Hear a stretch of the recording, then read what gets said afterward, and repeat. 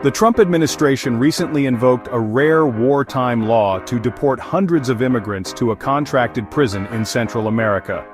President Donald Trump is so pleased with the deportation of hundreds of suspected Venezuelan gang members, an action that experts have called flagrantly illegal, that he's considering sending American criminals abroad as well.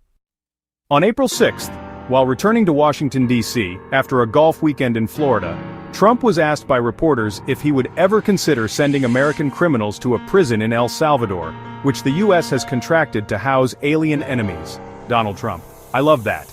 If we could take some of our 20-time wise guys who push people into subways, hit people over the head, and purposely run people over in cars, if El Salvador would take them, I'd be honored to give them. Trump admitted he doesn't know what the law says on that, but expressed support for the idea, saying, "If they can house these horrible criminals for a lot less money than it costs us, I'm all for it."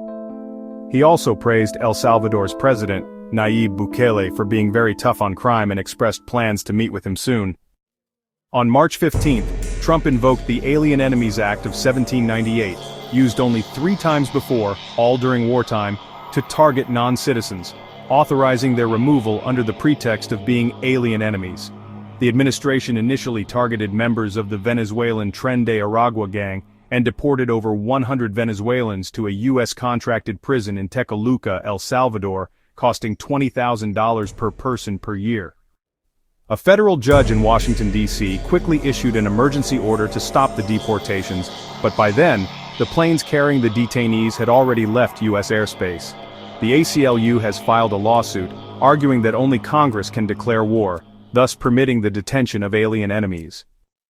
Lee Gillert, the ACLU's lead counsel, noted that the swift deportation of suspected gang members left no room for hearings to determine their actual affiliation with the gang. The administration's expedited deportation process has already led to errors. On April 4th, U.S. District Judge Paula Zinnes ordered the return of Kilmar Armando Abrego Garcia, a Maryland father mistakenly deported to El Salvador, by April 7th. Abrego Garcia had been granted protected status in 2011 due to fears of gang violence in El Salvador, and was wrongfully deported after being detained by ICE on March 12th.